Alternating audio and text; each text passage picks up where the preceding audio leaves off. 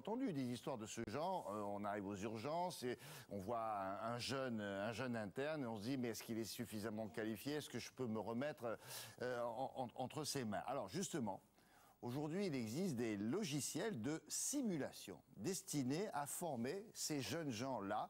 Vous allez avoir un exemple et c'est assez réconfortant. Laurence Beauvillard.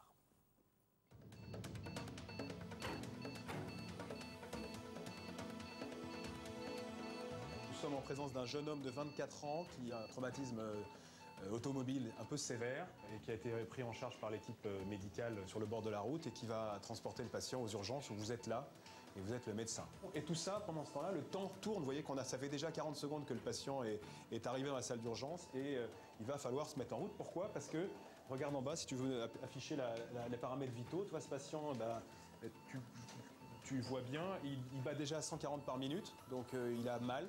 Et probablement il saigne, vous imaginez bien, traumatisme dans cette zone-là, sur le thorax, etc. C'est évocateur. Puis il a une petite tension, il a 8 de tension. Il est jeune, pour l'instant il compense, mais ça pourrait mal se passer. Donc maintenant à vous de travailler. Ces étudiants en médecine n'ont jamais été confrontés à une telle situation. Grâce à Pulse, un logiciel américain, ils vont s'initier virtuellement. Quelle est ton inquiétude? Qu'il ait un pneumothorax. Un pneumothorax, tu as raison. Donc tu l'auscultes, donc tu prends ton stéthoscope virtuel et tu vas le mettre sur le thorax de l'individu. Et donc, normalement, on va entendre ou non des sons. Donc moi, ce que je pense qui serait important, peut-être, c'est que tu penses à mettre une voie veineuse. Parce que regarde, le malade a 7 de tension. Donc là, il serait, à mon avis, utile que tu demandes à notre infirmière ou à notre infirmier de lui mettre rapidement une voie veineuse et de le remplir. Les globules rouges, tu les as pas tout de suite, mais fais vite quand même, parce que ça va pas bien du tout, là. Tu vois, là, il se dégrade à grande vitesse. On entend d'ailleurs le son.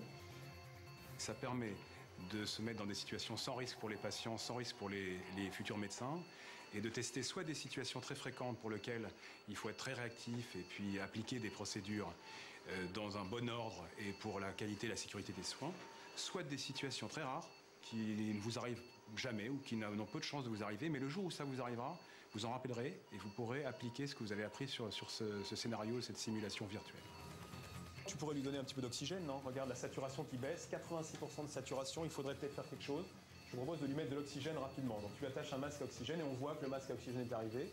Ensuite, je te propose peut-être de... Et ben voilà. Donc là, on a eu un exemple. En 3 minutes, on n'a pas fait ce qui était attendu de notre part.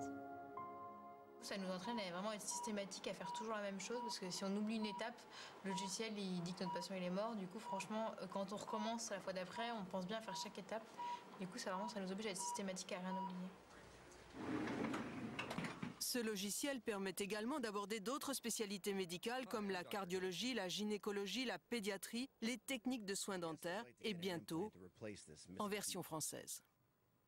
Le temps global pour la conception de Pulse a demandé à peu près 3 ans et il faut le séparer en 2 parties, le travail en amont avec les médecins, les scientifiques des universités et puis bien sûr l'autre partie sur le développement technique, notamment en 3D.